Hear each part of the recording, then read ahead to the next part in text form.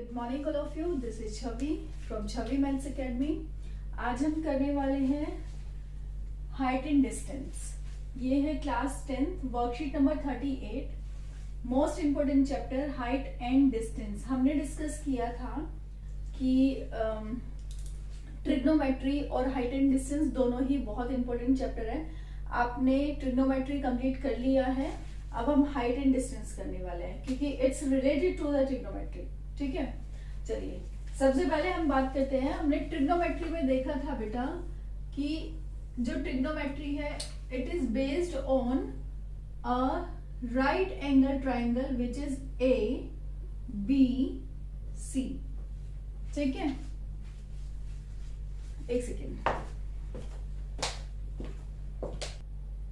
चलिए बेटा, जैसे हमारे पास है राइट एंगल ट्राइंगल। हम बात कर रहे थे राइट एंगल ट्राइंगल के कि जो पूरा ट्रिग्नोमेट्री है वो इस पर बेस्ड है ना। इसके बारे में थोड़ा सा समझ लेते हैं कि आपके पास जो बेटा ये है वर्कशीट नंबर 38 है। इसमें सबसे पहले ही ऊपर दिया हुआ है क्वेश्चन, मैं जो समझाऊंगी उससे रिलेट हो गई है। जैसे आपके पास है ये angle B that is 90 degree angle. ठीक है, तो जो बेटा राइट एंगल ट्राइंगल है जो 90 डिग्री का एंगल है, इसके ठीक सामने वाली रेखा, इसको क्या कहते हैं हम? हाइपोटेनियस। ठीक है, इसको एच से डिनोट किया जाता है और हिंदी में इसको कहा जाता है कर्ण। ठीक है, जो भी 90 डिग्री का एंगल होगा इसके ठीक सामने वाली जो लाइन होगी, रेखा जो होगी, उसे आप हाइपोटेनियस कहेंगे और हिंदी में कहेंगे कर्ण। ठीक है, अब अगर मैं बात करूं एंगल सी की, तो जो एंगल सी है, एंगल सी की बिल्कुल एडजेसेंट साइड, मतलब बराबर की भुजा, उसको क्या कहेंगे आप? आधार कहते हैं। ठीक है, मतलब इंग्लिश में कहेंगे बेस। एंगल सी के ठीक सामने वाली साइड को कहेंगे आप परपेंडिकुलर। ठीक है, मतलब लंब, हिंदी में कहेंगे आप लंब। ठीक है, अब ये चीज देखें, जो वर्कशीट में आपका सबसे पहले ऊपर ही दिया हुआ है कि अगर राइट एंगल ट्राइंगल है तो इसमें जो एंगल बी है 90 डिग्री, इसके ठीक सामने वाली साइड को आप कर्ण कहते हैं, हाइपोटेनियस। अगर एंगल सी मैंने लिया तो इसकी एडजेसेंट साइड, बिल्कुल बराबर की रेखा को आप बोलते हैं आधार, मींस बेस। इसके ठीक सामने वाली साइड को आप बोलते हैं लंब, मतलब परपेंडिकुलर। ठीक है, नेक्स्ट आता है हमारे पास दो एंगल पढ़ेंगे बेटा हम इसमें, angle of elevation and angle of depression. ठीक है, देखें सपोज कि ये जमीन है, ठीक है, और मैं इस पर खड़ी हुई हूं, ये यहां पर पतंग उड़ रही है। ओके, कैसे भी व्हाटएवर। ठीक है, अब ये चीज देखें, जैसे मैं ऐसे खड़ी हूं, बिल्कुल मैंने बिल्कुल ठीक सामने देखा। ठीक है, ये जो मैं बिल्कुल ठीक सामने देख रही हूं, तो इसका मतलब यहां पर जो खड़े होकर मैं ये देख रही हूं, इसे कहते हैं आप हॉरिजॉन्टल लाइन। ठीक है, हिंदी में कहेंगे बेटा क्षैतिज रेखा। ठीक है, जो मैं बिल्कुल ऐसे, देखो यहाँ पे बिल्कुल ठीक सामने देख रही हूँ। जैसे मैंने अपने आईज का एंगल चेंज किया, मैंने ऊपर देखना शुरू किया। ठीक है, हालांकि गर्दन का थोड़ा सा रोल रहता है पर इससे कोई एंगल में फर्क नहीं आता। मैं ऐसे देख रही हूँ और मैं बिल्कुल ठीक ऊपर देख रही हूँ, देखो ऐसे और ऐसे, तो यहाँ देख रही हूँ, फिर मैं यहाँ देख रही हूँ। तो इसका मतलब यहाँ खड़े होकर मैं किसको देख रही हूँ? पतंग को देख रही हूँ। पहले मेरी एंगल ऑफ साइड क्या होता है? ये वाला होता है। अब मैं इसको देख रही हूँ, तो ये जो बीच में एंगल बनेगा इसे कहते हैं आप एंगल ऑफ एलिवेशन। ठीक है, एंगल ऑफ एलिवेशन। आप इसे हिंदी में कहेंगे उन्नयन कोण। क्या कहेंगे आप इसको हिंदी में? उन्नयन कोण। ठीक है बेटा, देखो जैसे मैं बिल्कुल ठीक ऐसे देख रही हूँ ना, और ये जो ऊपर देखा जा रहा है इसके बीच का जो एंगल बनता है ये, इसको कहेंगे हम angle of elevation, that means onion कोण। ठीक है, नेक्स्ट आता है हमारे पास कि सपोज दैट ये सड़क है, ठीक है, अब ये मेरा घर है, मैं घर के टॉप फ्लोर पर खड़ी हुई हूँ भाई, ठीक है। अब यहां से एक गाड़ी जा रही है और मेरी नजर इस गाड़ी पर पड़ती है। अब देखें, जैसे मैं बिल्कुल ठीक ऐसे सामने देखूंगी, सामने देख रही हूँ इसका मतलब मैं ऐसे देख रही हूँ, देखो, ठीक है। जब मैं ऐसे देख रही हूं तो इसे क्या कहेंगे आप, हॉरिजॉन्टल लाइन, जो ये था, ठीक है। अब मैंने क्या किया, ऐसे देखा और फिर मैंने ऐसे देखा नीचे, ये, और फिर मैंने ऐसे नीचे देखा, तो मैंने ये गाड़ी को देखा मैंने, तो इसके बीच में जो ये एंगल बनेगा इसे क्या कहेंगे आप, जो इसमें एंगल बन रहा है, मतलब ये जो हॉरिजॉन्टल लाइन और जहां आप देख रहे हो उसके बीच में जो एंगल बन रहा है इसे कहते हैं आप एंगल ऑफ डिप्रेशन, मीन्स अवनमन कोण।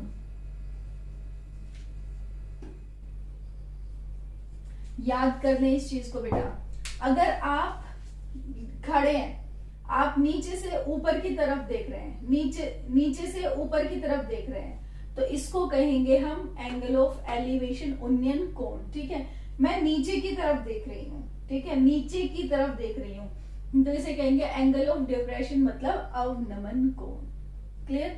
ये 2 पॉइंट थे जो आपको क्लियर करने थे। अब इस पर एग्जांपल्स देख लेते हैं हम, जो आपके वर्कशीट में भी दिया हुआ है। सपोज आपके पास एक पेड़ है, ठीक है, यहाँ पर एक बच्चा खड़ा हुआ है। अब वो क्या करेगा, इस पेड़ पर लगे हुए फल को देखेगा, यहां से इसने इस फल को देखा, ठीक है, तो इसकी साइड क्या होगी बेटा, ये होगी। तो ये कौन सा एंगल बन रहा है, जब नीचे से ऊपर की तरफ ये देख रहा है तो कौन सा होगा, एंगल ऑफ एलिवेशन, ओनियन कोण होगा। ठीक है, नीचे से ऊपर की तरफ देख रहा है तो क्या होगा बेटा, ओनियन कोण होगा। अब सपोज दैट ये समुद्र है, ठीक है, ये मेरा लाइट हाउस लगा हुआ है, ठीक है, यहाँ पर एक फौजी खड़ा हुआ है बंदा जो भी सर्च करता है, यहाँ पर एक जहाज जा रहा है। अब इस जहाज को इसने देखा, ठीक है, कैसे देखेगा जहाज को, अगर समुद्र में है तो पानी का जहाज जा रहा है तो कहां से, ऊपर से तो जाएगा नहीं, ऑब्वियस से नीचे से जाएगा, नीचे से जाएगा, लाइट हाउस पे खड़ा है तो कहां जाएगा, नीचे देखेगा। अब नीचे देखेगा तो साइड इसकी कहां जाएगी, यहाँ बेटा, ये हो गई हॉरिजॉन्टल लाइन। जब ये नीचे की तरफ देखेगा तो ये जो एंगल बनेगा, ये एंगल कौन सा होगा, angle of depression, angle of depression मतलब अवनमन कोण होगा। ठीक है, जो भी आप ऊपर से नीचे की तरफ देख रहे हैं एंगल ऑफ डिप्रेशन, और ऊपर की तरफ देख रहे हैं तो एंगल ऑफ एलिवेशन। ठीक है, ओनियन कोण और अवनमन कोण। क्लियर है ये चीज? चलो, इसमें बेटा एक क्वेश्चन है आपके पास, यहाँ पर दिए हुए हैं, स्वयं प्रयास कीजिए। सबसे पहला क्वेश्चन ये है, एंगल ऑफ एलिवेशन और एंगल ऑफ डिप्रेशन में डिफरेंस बताना है, इन दोनों के बीच में क्या अंतर है। तो देखो, सबसे पहला अंतर क्या होता है, एंगल ऑफ एलिवेशन नीचे से ऊपर की तरफ बनाया जाता है, एंगल ऑफ डिप्रेशन ऊपर से नीचे की तरफ बनाया जाता है। ठीक है, नीचे से ऊपर की तरफ और ये ऊपर से नीचे की तरफ, पहला डिफरेंस है दोनों में। दूसरा डिफरेंस क्या है बच्चों, इसमें हॉरिजॉन्टल लाइन नीचे होती है, एंगल ऊपर बनाया जाता है, हॉरिजॉन्टल लाइन नीचे है। एंगल ऑफ डिप्रेशन में हॉरिजॉन्टल लाइन ऊपर की तरफ होती है। क्लियर? ये 2 डिफरेंस हो गए। दूसरा क्वेश्चन है बेटा इसमें कि ऊपर कोई भी एक चित्र दिया हुआ है, ये आप बहुत आसानी से कर पाएंगे। इसका जो क्वेश्चन है डिस्कस करने वाला, दैट इज क्वेश्चन नंबर 3। ठीक है, चलिए मैं इसको कराती हूँ, एक सेकेंड।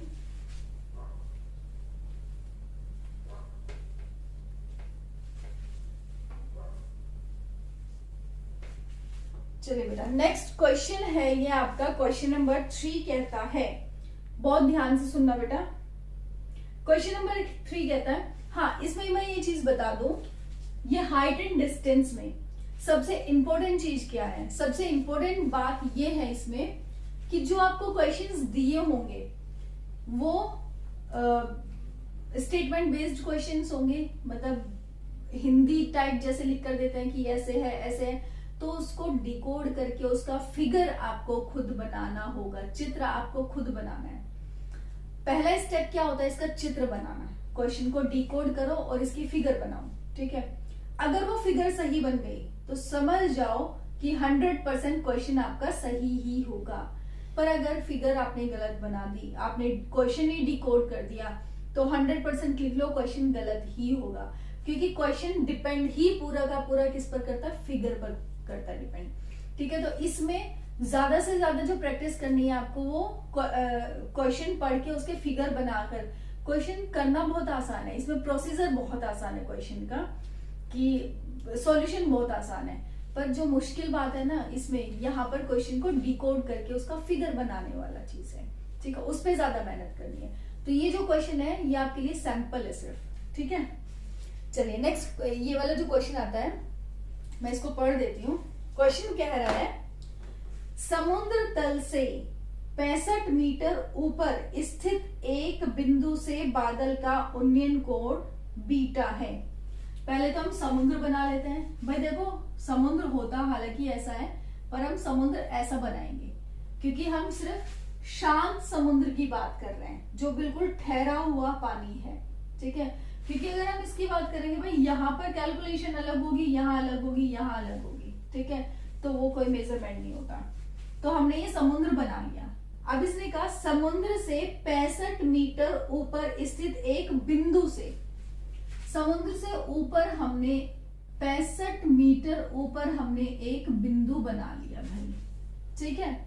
अब इसने कहा, दोबारा ध्यान से सुनो, समुद्र तल से 65 मीटर ऊपर, 65 मीटर ऊपर बिंदु से बादल का उन्नयन कोण बीटा है। बादल बना दिए भाई, ठीक है। बादल का उन्नयन कोण बोला इसने, उन्नयन कोण कहाँ बनेगा, उन्नयन कोण अगर बंदा यहाँ खड़ा है तो यहाँ से उन्नयन कोण यहाँ बनेगा, ठीक है, क्योंकि इसका साइड क्या होगा बेटा, ये होगा। तो ये क्या हो गया, बीटा। बीटा ऐसे लिखते हैं, जो ये चीज है ये ऐसे बीटा लिखा जाता है, ठीक है। से कहा यहां से अगर मैं इसका उन्नयन कोण देख रही हूं तो ये क्या है, बीटा है बेटा, ठीक है। नेक्स्ट आता है, अब इसने कहा तथा समुद्र में बादल की परछाई का अवनमन कोण अल्फा है। समुद्र में बादल की परछाई कहां पड़ेगी बेटा, जहां पर बादल होगा ठीक उसके नीचे। समुद्र के नीचे परछाई नहीं होती, समुद्र के पानी पर परछाई पड़ती है बेटा, ठीक है। समुद्र के बिल्कुल जहां लेवल होगा ना वहां परछाई पड़ेगी, ये परछाई है आपकी। तो इसने कहा बादल की जो परछाई है इस बिंदु से इस परछाई का अवनमन कोण बनाना है आपको। अवनमन कोण मतलब ये वाला कोण क्या हो जाएगा, अल्फा, ठीक है। ये कहा अवनमन कोण अल्फा है, ओके बेटा। बादल की ऊंचाई, कुल ऊंचाई 518 मीटर है। बादल की कुल ऊंचाई यहां से नहीं देखेंगे बेटा, ये ऊंचाई नहीं है। ऊंचाई कहां से देखेंगे, यहां से देखेंगे, ये ऊंचाई है, ठीक है। कभी इस चीज को ऊंचाई बनाने लगो, ये ऊंचाई नहीं होती है। ऊंचाई तो जैसे ये जमीन है, ये पतंग उड़ रही है, ठीक है, और बच्चा इसको यहां से देख रहा है, तो ऊंचाई यहां से नहीं मानेंगे इसको। ऊंचाई तो यही होगी बेटा, जमीन से ही कितने ऊपर उठ रही है तो ऊंचाई यही होगी। तो इसलिए बादल की परछाई ये है और ऊंचाई इसकी ये चीज होगी 518 मीटर, ठीक है। ये सिर्फ आपको सैंपल दिया है कि आप क्वेश्चन आपके सामने कुछ इस तरह से आने वाले हैं, ठीक है बेटा। आपकी अभी आज की वर्कशीट में सिर्फ इतना ही काफी है, इतना ही दिया हुआ है। आप वर्कशीट को ध्यान से पढ़ें और उसको सॉल्व करें। और जितनी भी वर्कशीट्स आ रही है ना बेटा, मुझे ये लगता है कि मोर देन इनफ है क्वेश्चंस के लिए। मतलब इम्पोर्टेंट, जितने भी इम्पोर्टेंट क्वेश्चंस हैं वो इसमें वर्कशीट्स में सारे के सारे लिए जाते हैं। बहुत अच्छी वर्कशीट्स आ रही हैं और जो भी बना रहे हैं वो बहुत मेहनत से बना रहे हैं वर्कशीट्स को, बहुत ही बढ़िया वर्कशीट आ रही है, ठीक है। पर फिर भी इसके अलावा आपको एक्स्ट्रा बुक्स, आपकी एनसीईआरटी, ये सारी चीजें तो करनी ही है। ठीक है बेटा, अगर आपको मेरे वीडियोस पसंद आते हैं तो प्लीज आप अपने फ्रेंड्स के साथ शेयर करें और मेरे चैनल को सब्सक्राइब कर दें। थैंक यू बच्चों।